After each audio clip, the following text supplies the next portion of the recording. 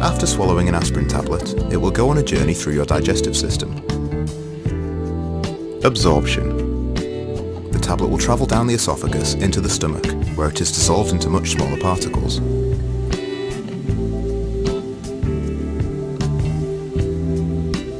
These particles will continue their journey into the small intestine, where most of them will be absorbed into the blood.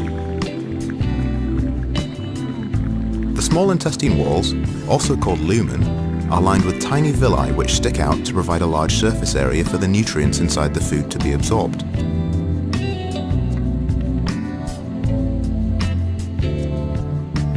Looking closer at these villi, you can see they have a rich blood supply and they are covered in a thin layer of epithelial cells. The aspirin molecules will work their way through the epithelial cells and into the bloodstream, where they are carried around the body.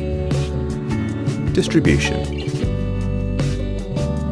Blood plasma contains complex molecules called albumin. Albumin is a protein made by the liver which transports nutrients around the body.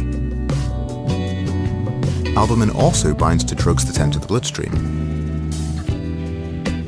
Here you can see some of the aspirin molecules binding to the albumin. All the aspirin particles that have been bound will be filtered out as they pass through the liver, and only the remaining aspirin molecules will get through and have any effect on the body. Different drugs will bind to albumin in different amounts depending on their affinity for plasma protein. The next stop on the journey is the liver. The aspirin-rich blood will enter the liver through the hepatic portal vein at the bottom, and it will exit at the top via the hepatic vein. At this stage, even more of the aspirin will be removed through a process called first-pass metabolism. The liver's job is a bit like a filter. It will metabolize drugs before they reach the rest of the body. It does this in a few steps. Phase 1 metabolism. First, aspirin is hydrolyzed, breaking off ethanoic acid and leaving behind salicylic acid.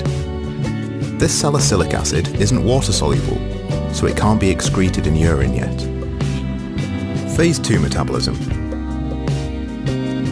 An ionized group is then added to the salicylic acid, forming glucuronide, which is water-soluble and can be excreted in urine. A lot less of the aspirin will continue its journey onto the rest of the body, including the site of the pain. Only 68% of orally taken aspirin will have any effect at all, because of all the filtering that the body has done. This percentage is called the drug's oral bioavailability. If drugs are not administered orally, e.g. intravenously or buccally, then they can bypass the small intestine and liver, so none of this filtering takes place, and they have 100% bioavailability. We are now at the site of some skin tissue damage. Tissues in the skin are creating prostaglandins, which are causing inflammation. The prostaglandins are sending messages to the nerves in the skin responsible for the sensation of pain.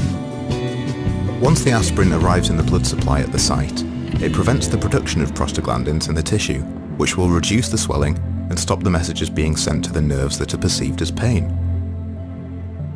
Excretion. Any remaining aspirin in the blood will go round and round the blood supply, going back through the liver several times until it is all used up or filtered out of the body. It travels into the kidneys and then into the bladder for excretion.